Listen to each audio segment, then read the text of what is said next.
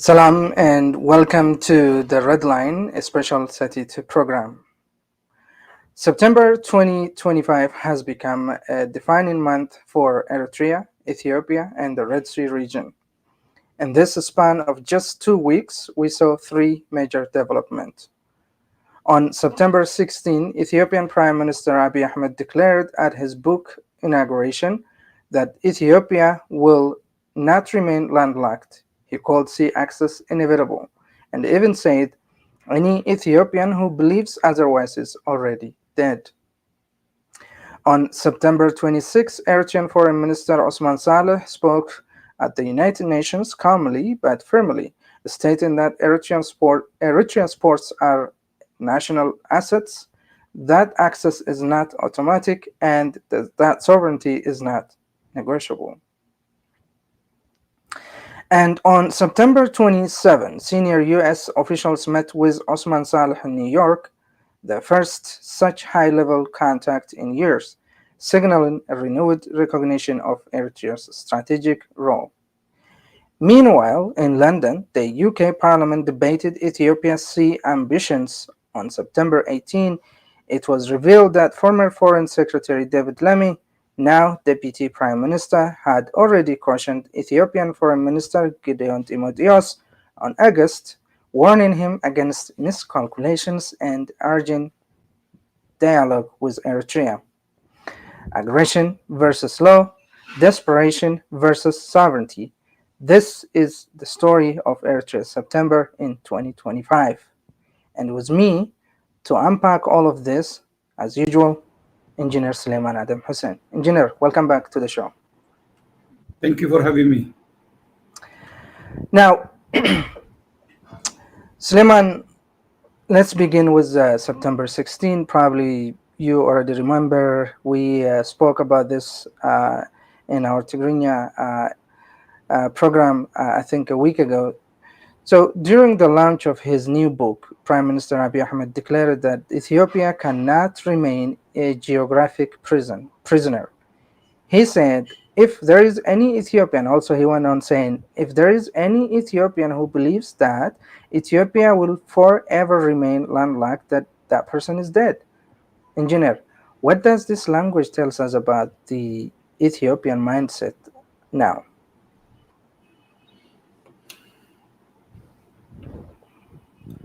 Yeah. Before we go to Ethiopia and the so-called access to the sea by Ethiopia and stuff like that, let me say congratulate my fellow compatriots about the Mescal celebrations in Eritrea and also in Ethiopia, by the way. The two countries equally celebrate the Mescal celebrations. So let me just say, congratulate everyone who celebrated the Mescal annual celebrations. I did listen to the speech delivered by the Prime Minister of Ethiopia, both during the launch of his book and also during the inauguration of the GERT. And all he spoke about was just about the need for Ethiopia to acquire sovereign access to the sea. Now, because this will take us to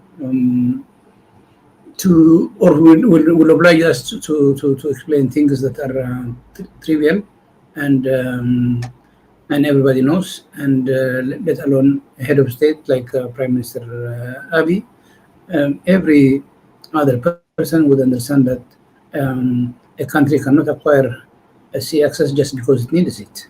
If it doesn't belong to you, it simply doesn't belong to you. Okay, the fact that you need one does not justify that you take it from someone to whom it belongs. Now, it's like saying I need a house and I have to take your house just because I need. It doesn't justify me taking somebody else's house. Now, sea access is by coincidence of history. Certain countries do have coasts which are sovereign part of the country. certain other countries are, by the same historical coincidence, are landlocked. Now, the way to live, and because sea is a universal well for all the humanity, the only way actually to go about it is for the landlocked countries to enter into negotiation with the transit states or coastal states, and come to an agreement that's mutually beneficial for the two countries, and also without threat to the sovereignty on territorial integrity of the coastal state. Now, anything other than that is an act of aggression, and it amounts to declaring war. And what Ethiopia has been doing over the past 2 years, or maybe a bit more, is threat of war, or actually one can call it a declaration of war. It has not happened on the ground yet. There is no shooting in the borders, but and everything begins with the declaration. So Ethiopia has stated its intention to acquire sea access by any means necessary, which also meant that it would be prepared to use military force to acquire one, which translated means to invade one of the coastal countries.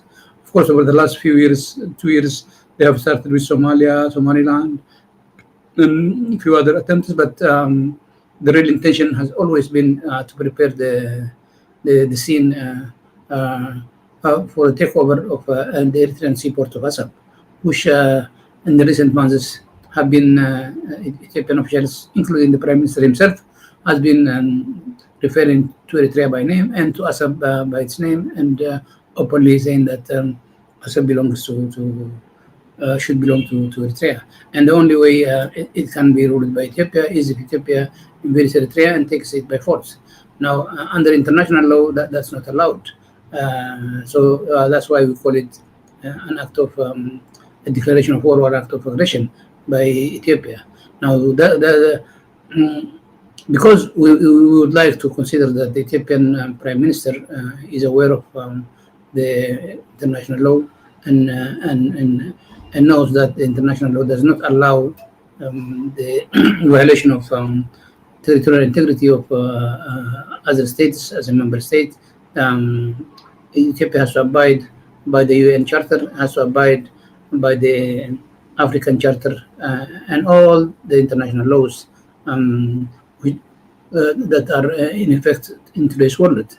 Now, because we can't assume that he doesn't know that, the only other two explanations are either he doesn't care, he knows and he doesn't care, or he's simply using it to as a way of diverting attention from his growing domestic problems, which are actually threatening Ethiopia, and the country is heading toward disintegration.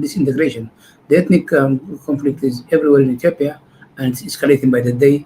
The economic downfall is alarming, and diplomatically, Ethiopia, as never before in the recent history, has had several diplomatic setbacks to the extent of being completely isolated today in the neighborhood.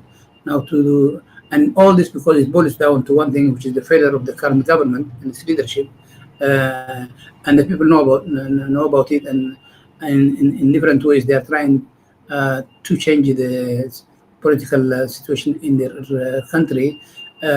So probably Dr. Abiy Ahmed or the Prime Minister Abiy Ahmed is trying to divert attention of his citizens away from the growing internal problems.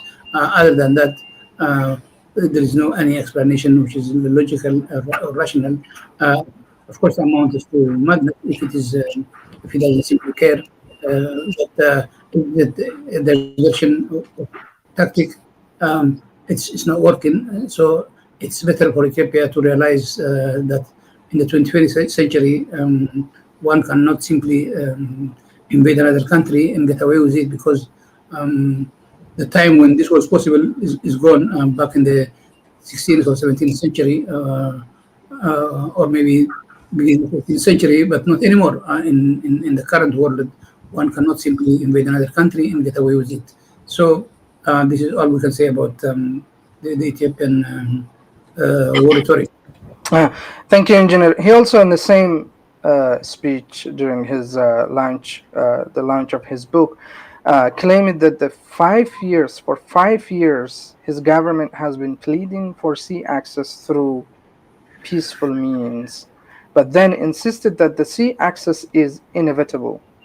How should we understand this mix of pleading on one hand and inevitability on the other hand? It looks like he doesn't even know where he stands. So how can you dissect this?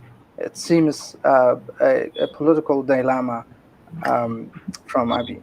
Back in October 2023, when the Prime Minister, for the first time, um, went public with his warmongering rhetoric and sovereign access to the sea and the so-called historical and legal rights of Ethiopia to gain or to own a seaport.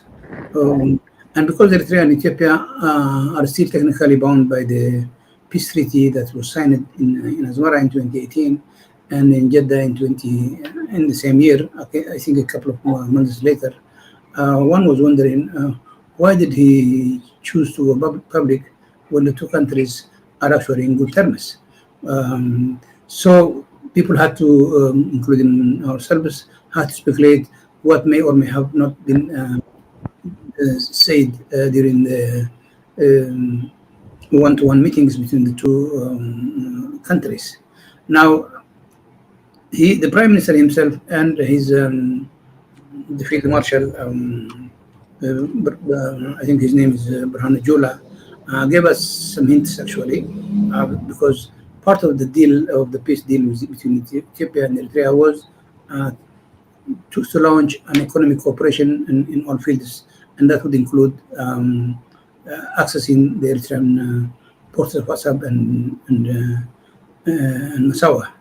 And because this was already a stated policy of Eritrea to allow Ethiopia to use its ports, whether it's Assab or Massawa or any other port, Eritrean port, depending on the proximity from the parts of Ethiopia which need the services. And because the two countries had at the time a groundbreaking peace agreement, one was only expecting the beginning of the of the services to Ethiopia. And in fact, over in the media, we were watching the two sides visiting the Eritrean ports, one port after the other, and also Eritrea rehabilitating the roads that link us up to the border with Ethiopia. And people thought also that it was delayed because of the fighting that broke out in the northern part of the country. But all those speculations were speculations based on what on what people think should be done between the two countries, because for peace to be sustainable in the area, and the two countries were at war after for so many years after they signed the peace agreement. One of the best ways to sustain that peace is to launch an economic cooperation between the two countries, and gradually also work towards a more integrated Horn of Africa. But when this did not happen after the end of war in northern Ethiopia, and suddenly the Prime Minister came out with that bombshell, people were confused for some time, including ourselves. But later, those speculations have been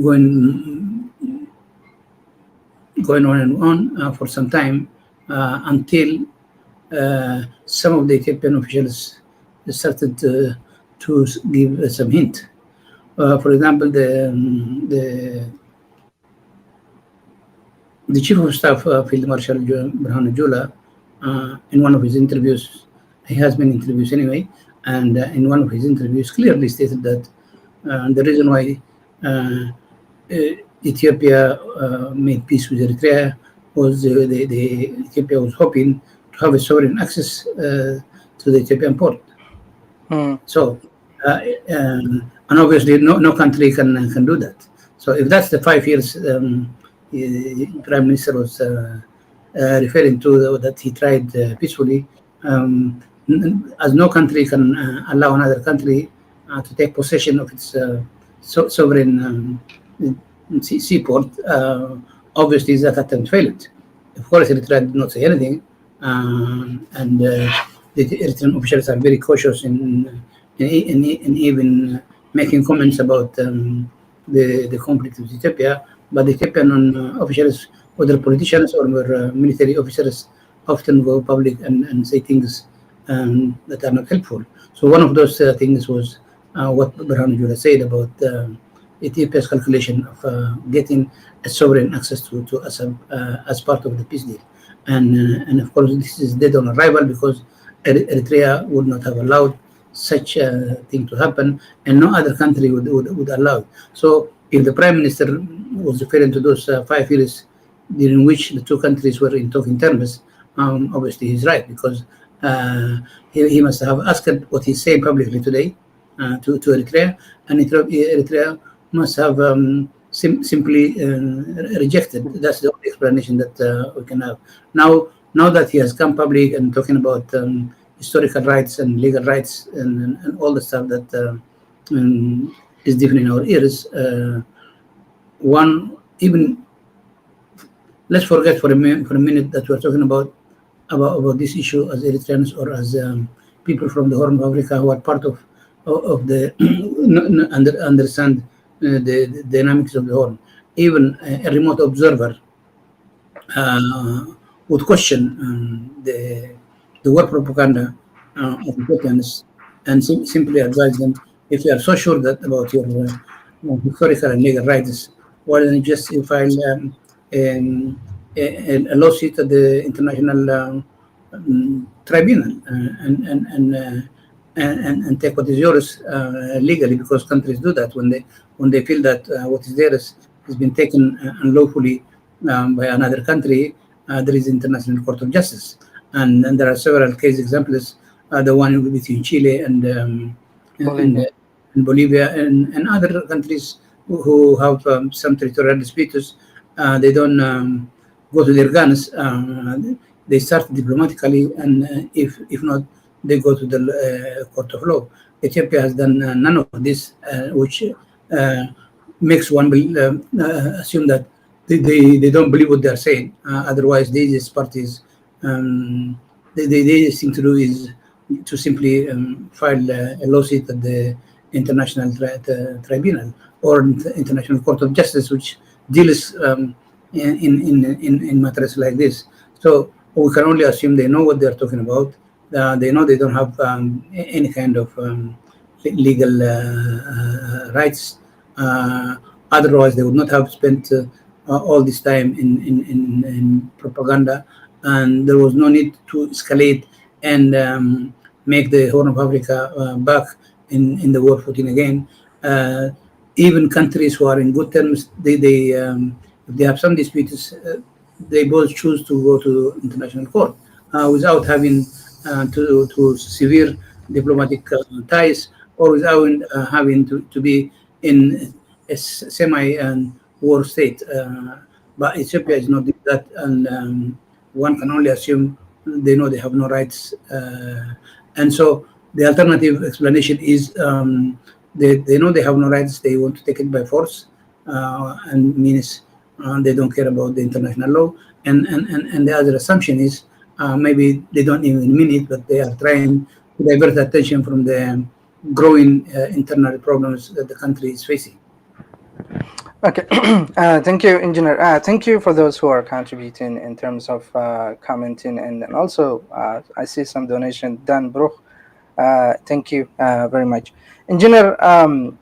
The the so-called speech that Prime Minister Abiy Ahmed gave on September 16 You heard it, you watched it. In fact, we dissected it in Tigrinya, I think, a week ago. So the picture from that speech, from that particular speech, is Ethiopia's presidency access as a destiny, not as a negotiation. So where do we go from here? Where does the region go from here? It seems Ethiopia is um, not budging, and the regional countries or the coastal countries are not budging as well. So where do we go from here? It's a very difficult situation the Horn of Africa is in today because of this new madness by Ethiopian officials. Of course, neither Eritrea nor any other coastal state in the Horn of Africa is going to allow any sovereign access to Ethiopia. Ethiopia is not going to have one. Okay? Even if it goes to war, that will not give Ethiopia any legal possession of what is acquired by force. But because these countries will not sit idle and they will defend themselves in any way possible, and because the Ethiopian internal crises are growing in an alarming fashion every single day, getting worse. Ethiopia is actually, because of this madness, is heading towards this future we all don't want to see, which is state collapse or disintegration or any type of chaos in the region. Lest if Ethiopians act quickly enough and coordinate their efforts and all the political forces in Ethiopia come together and stop this madness, not for the sake of Eritrea or Somalia or Djibouti, but also for the sake of Ethiopia itself, because Ethiopia will be the one that will be heading towards a very dangerous future if this madness continues. So one can only hope that Ethiopians, and it looks like they are heading that way, but one can only hope that they do it as fast as they can before things become to a stage where things become irreversible. And that's a very dangerous state of affairs to have because it will not be limited to Ethiopia only. It will threaten the stability and the security of the entire Horn of Africa, but also the world at large. But don't forget, whatever we think about Ethiopia, it's a country of 120 millions, and so whatever happens in Ethiopia will have its negative impact. It will go beyond its borders. The negative impact of what happens inside Ethiopia will definitely go beyond its borders. So one only hopes that before things get to where they shouldn't, Ethiopians act swiftly and change the political situation in their own country. And this madness today is starting with Eritrea. It will not stop because tomorrow it will target Sudan. And it's actually targeting Sudan in a different way. After tomorrow, it will target Kenya and Somalia and Djibouti and so on and so forth, because it reminds me one thing about when back in before the Second World War, when some countries chose to appease the Nazi leader Adolf Hitler and did not do much when he started taking some territories by force.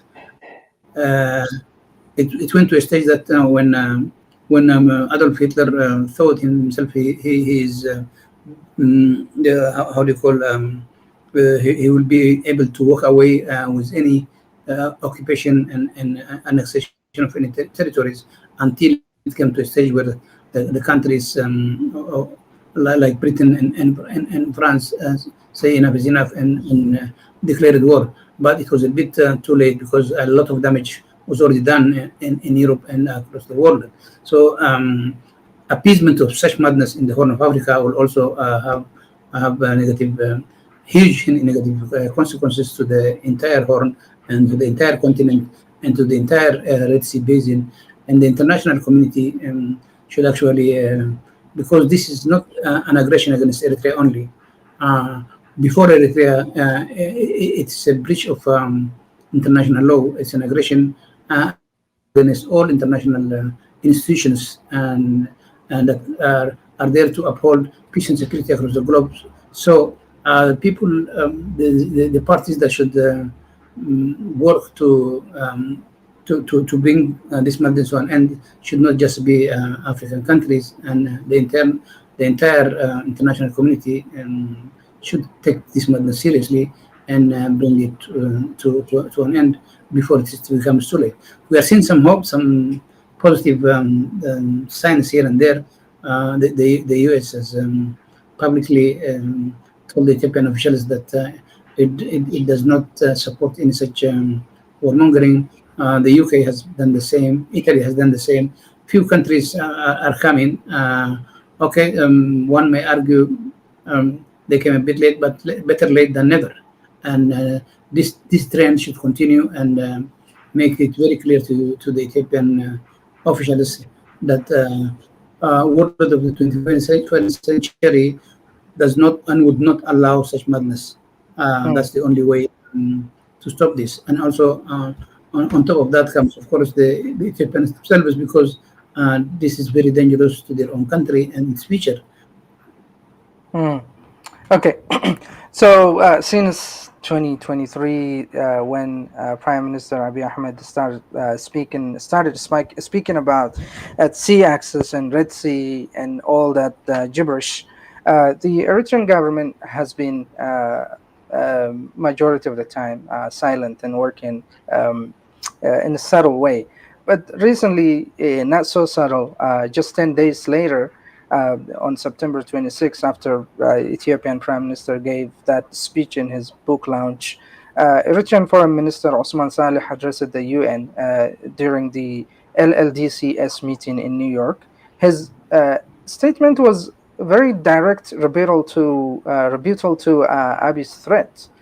Let me read part of it here. It says Eritrea wishes to reaffirm that it is a sovereign coastal state and its ports are national assets. Any arrangements for their use, whether commercial or logistical, are matters to be negotiated directly and bilaterally between Eritrea and partners of its choosing. Its ports are not open for foreign military or naval use.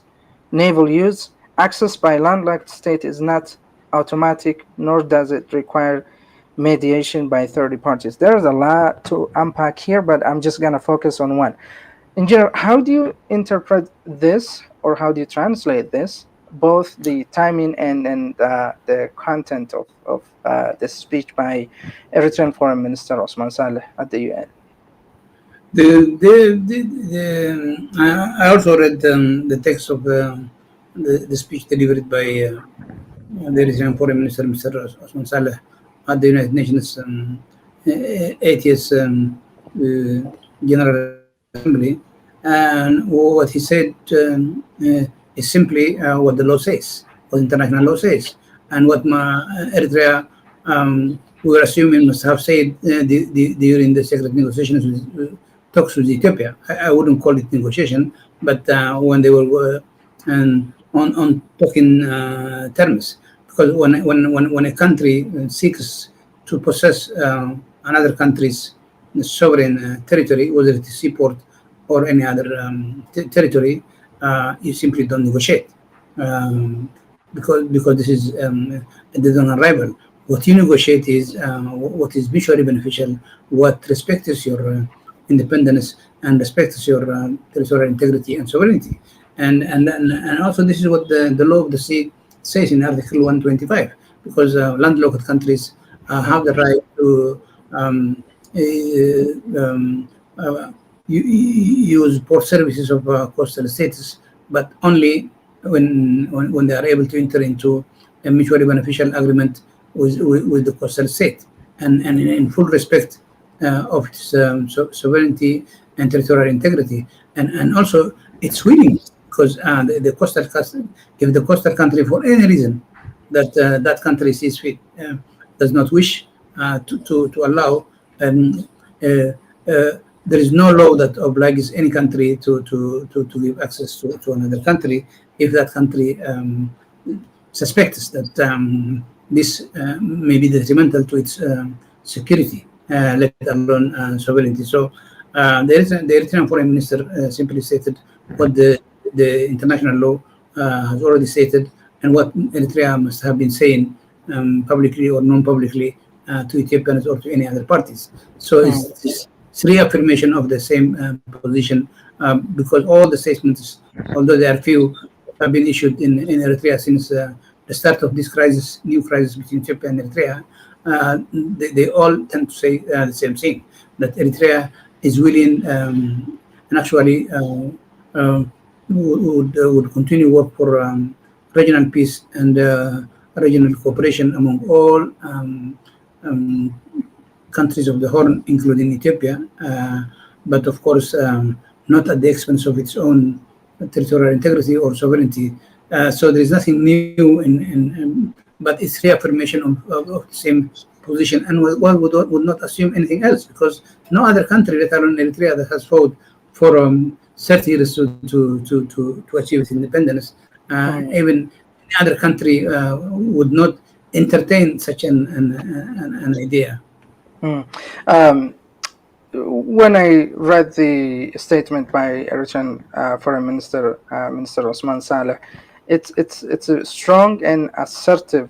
Also, another powerful section from his speech is here. What it says is, we must underscore that we cannot expect effective transit systems to emerge where sovereignty is undermined, which is what Ethiopia is doing now. True collaboration begins not with threats but trust. So, Suleiman, what message is Eritrea sending here, not just to Ethiopia, but to the greater international community? What is the message? I think Eritrea is not in a, simply saying in plain words, is not in a position even to enter into such agreements as stipulated in the international law that allows landlocked countries to access the ports of a sovereign country, because a coastal country, because unless Ethiopia takes back all the nostalgic and aggressive rhetoric about the so-called historic rights of Ethiopia to actually acquire or possess a seaport. Eritrea is under no obligation to enter into any agreement with Ethiopia if Ethiopia still entertains such aggressive policies that threaten the sovereignty and territorial integrity of Eritrea.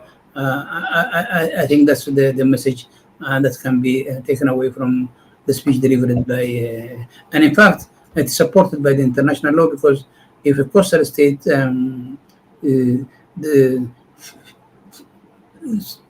considers any such agreements with a neighboring country is detrimental to its own sovereignty and territorial integrity, it's simply under no obligation to allow that country. So the starting point for such engagements is the unequivocal respect of sovereignty of the coastal state. Anything other than that is a non-starter. So, in just 10 days since the inauguration or book launch speech by Prime Minister Abiy Ahmed declaring inevitability, we have seen a calm reminder to the world and international law by Eritrea. This is the contrast we have seen from Eritrean side. It seems Eritrea is abiding by the international law, but Ethiopia is trying to break it. It's very interesting contrast. So let's talk about what has been said in the UK Parliament on September 27, when the United, in fact, first I will bring this the United States engagement with Eritrea on September 27, when the United States signaled a shift. A senior U.S. official met with Eritrean Foreign Minister Osman Saleh in New York. The Eritrean foreign minister is in New York for the UN General Assembly. Um, so the United States Senior Advisor for Africa, posted on X, there is a clear desire. This is quote from his X post. There is a clear desire on both sides to reestablish a productive bilateral relationship, which means productive bilateral relationship between Eritrea and the United States of America. So what message does it send both to Eritrea and the Ethiopia? What is it means for both countries? I think we saw this coming. We didn't know when exactly, but we knew this was coming because a couple of months ago, when President Donald Trump sent a message to the Eritrean President Isaias Afwerki, a message in which he clearly told the Eritrean President that the U.S. government wishes to engage with Eritrea, to improve its relations with Eritrea, and to cooperate with Eritrea on matters of mutual interest, whether it is the Red Sea security, or the Horn of Africa, or any issues of mutual interest. So that was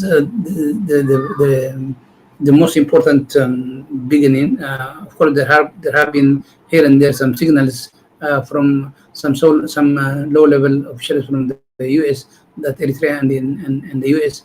May be heading toward this re-establishing or re-engaging diplomatically.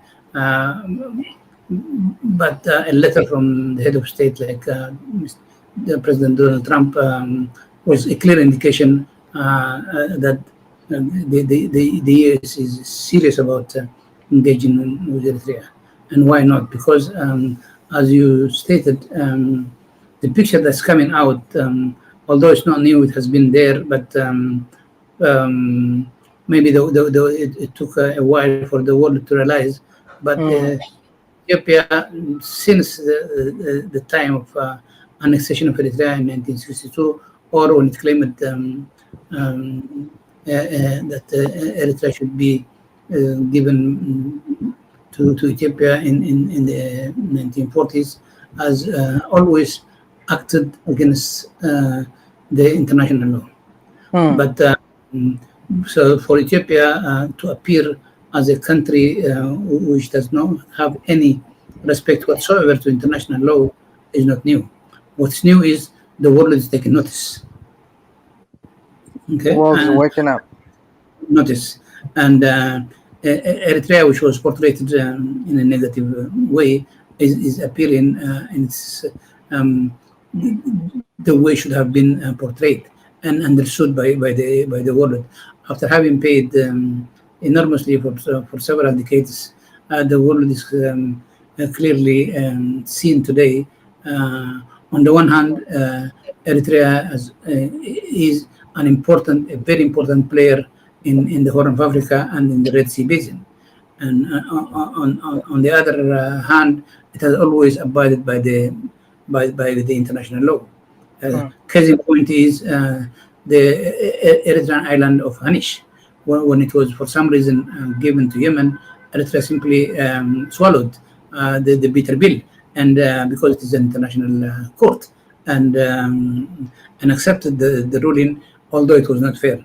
And one Ethiopian should come to understand that we do not accept court rulings because we like them. They are called courts because the ruling, whether we like it or not, has to be effective and be implemented. So you don't abide by the court ruling only when it rules to your favor. You have to equally abide and accept the court decision when it was not your liking or to your benefit, because otherwise that's what makes it a court. So Eritrea swallowed the bitter pill and accepted to give up its own sovereign island of Hanish, and that was a clear message that shows how Eritrea takes international law seriously. On the other hand, when the same ruling was passed in 2002, it was Ethiopia who refused to abide by the verdict of the tribunal in Hague, the border the demarcation verdicts. And initially it accepted it and welcomed it and congratulated its people when it saw that it had decided in its favor. When they read the text more seriously and understood that they had misunderstood the text, without any shame, clearly said the court is ruling is unfair, unjust, and Ethiopia doesn't accept it. That's a clear message to the international community about what kind of mindset is in Addis. Okay. Now, because of the umbrella of the West, Ethiopia was able to work away with such a flagrant violation of the international law, including its naked invasion of Somalia in 2006 and its occupation of Eritrean sovereign territory for nearly 20 years. It was able to walk away because it was functioning under the umbrella of the US, which was at loggerheads with the Eritrean government. Now, when the US government started to see things the way they are on the ground and kind of lost hope on the Ethiopian rurals, and the true picture of Ethiopia is emerging, of the Ethiopian rurals. I mean, of course, I don't mean the Ethiopians because they are like the rest of the people of Africa. They deserve peace, but the Ethiopian rurals, the true picture of the Ethiopian political elite is emerging, and the U.S. as it is a superpower has its own interests, and they cannot walk away from a strategically very important area like the Horn of Africa, which borders the Red Sea and the Bab el-Mandeb. When they look around, the only country that's stable and that can they can work with is Eritrea. So all these factors have contributed towards the revitalization of diplomatic ties between Eritrea and the US. And for Eritrea and its standing in the international arena, it may be a game changer because all the pressures that was put on Eritrea, including siding of Ethiopia, including the diplomatic isolation inflicted on Ethiopia, including the UN-sponsored sanctions on Eritrea, all had to do with the US policy towards Eritrea. And now when that very country that was behind all them in the Horn of Africa changes course for Eritrea standing in the international arena, it may amount a game changer and a good start for Eritrea. And in the coming days, we are likely to see more focused, high-level meetings between Eritrean officials and US officials. And the other follows suit because Europe follows the suit of the US, and a country that has stood its ground for so long, it's a kind of how do you call it, vindication for Eritrea. Not only a diplomatic success for Eritrea, and an end of hostility by a superpower, but also a vindication for Eritrea. So in the next few months, we may expect a lot more to come. Of course. In parallel to the US and Eritrea engagement, on September 18, the UK Parliament debated Ethiopian sea access ambitions.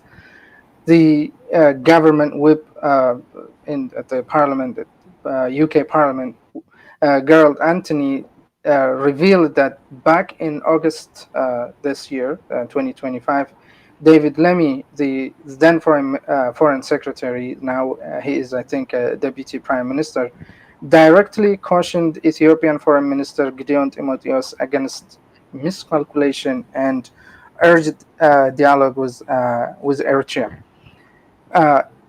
From the debate, and from what they said, here's what Lemos said on the record. The UK does not support aggressive action or rhetoric that threatens a country's sovereignty and territorial integrity. Countries must pursue commercial access to the sea through peaceful and negotiated means. Now, engineer, why is the United Kingdom is concerned, and what does this tell us about how Ethiopia's rhetoric is being viewed internationally?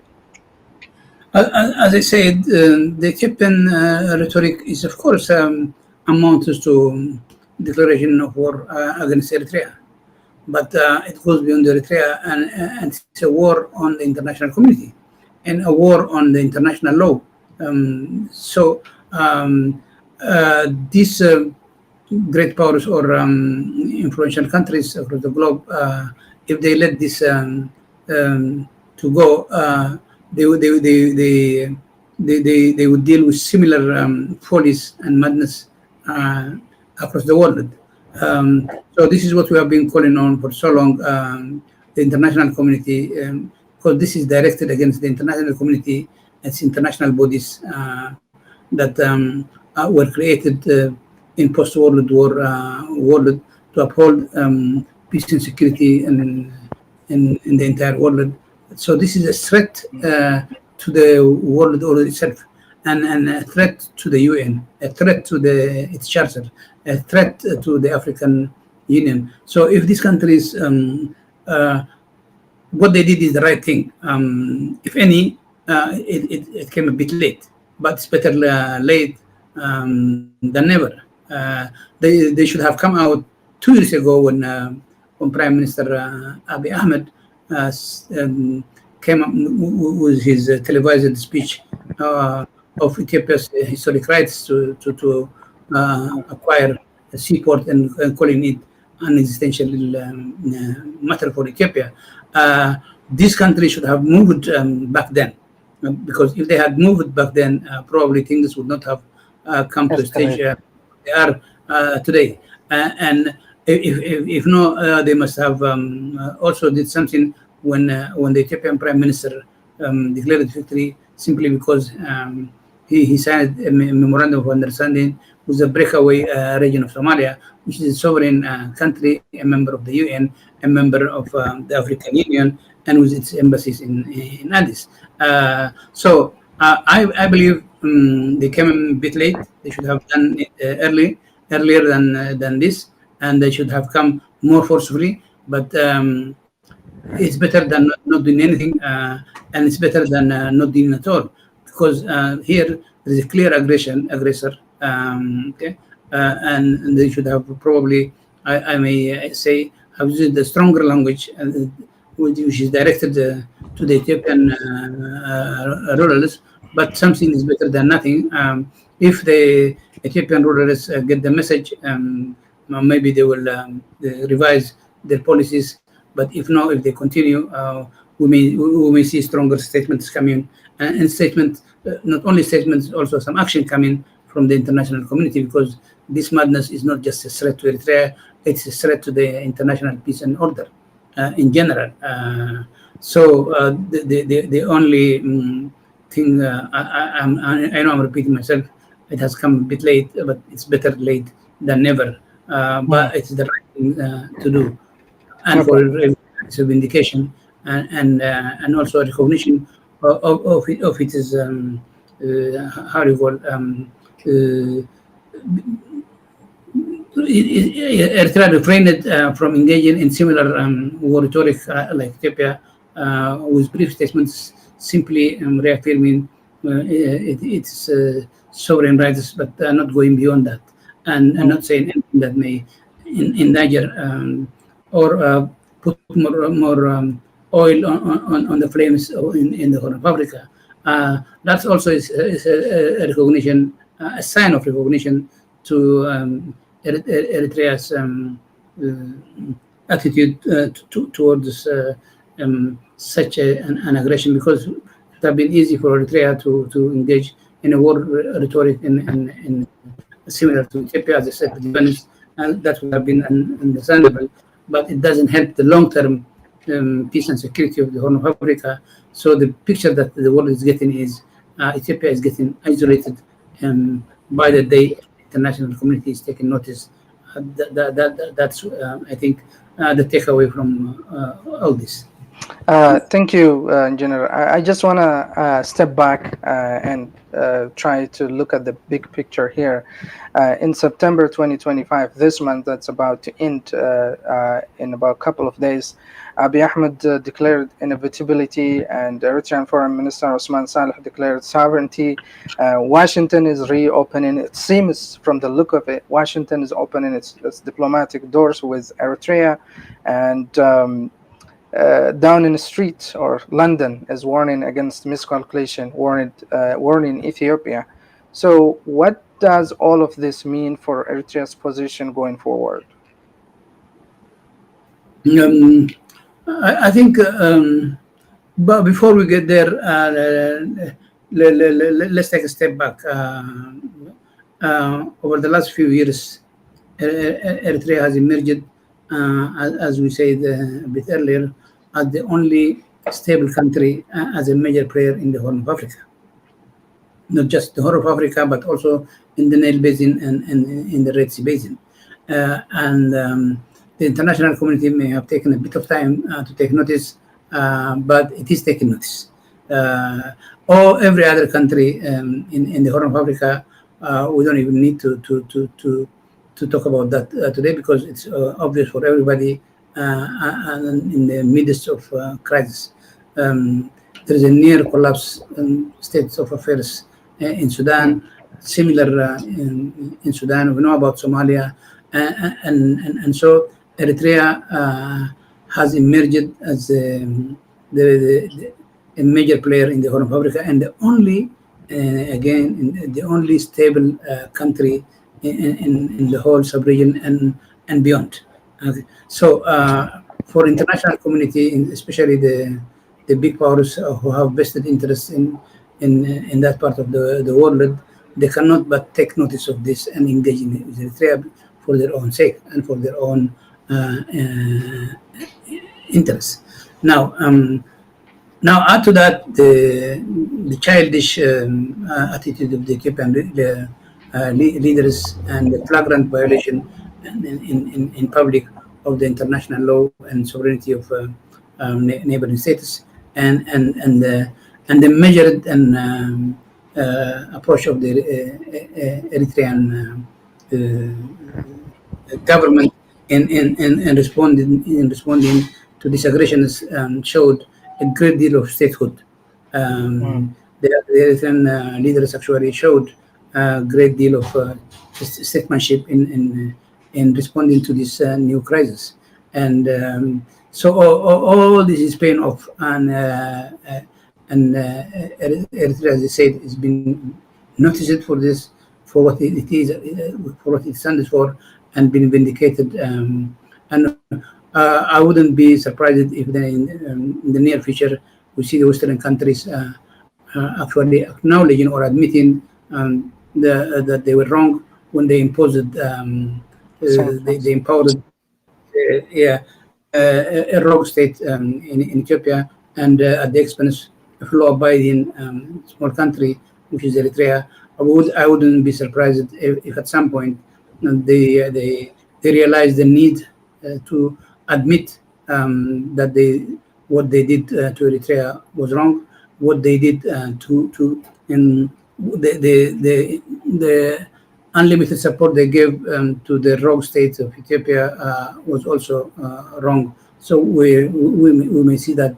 It may not be tomorrow or after tomorrow, but at some point, I wouldn't be surprised if things go that way, because the maturity that's manifested by the Ethiopian, the immaturity that's manifested by the Ethiopian leaders has also helped Eritrean standing and its diplomatic standing on the world scene. So we will see.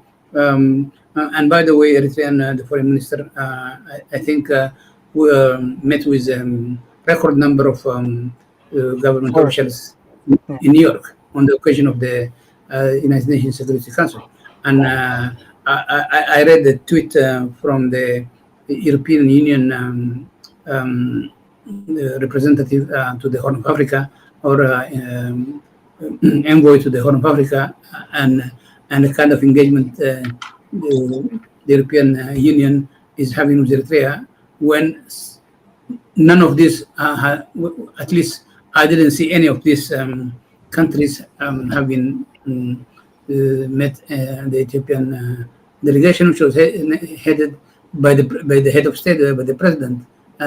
So this all this is signal that the, the maturity of the Eritrean leadership is paying off, and we may see more Eritrea being more integrated to the with the world community, and end to the unjust policies that were that has badly affected Eritrea in the last 2 or 3 decades.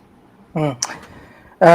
Indeed, Engineer Suleiman, the contrast could not be clear. Ethiopia speaks in the language of inevitability and threats. Eritrea speaks in the language of sovereignty and law.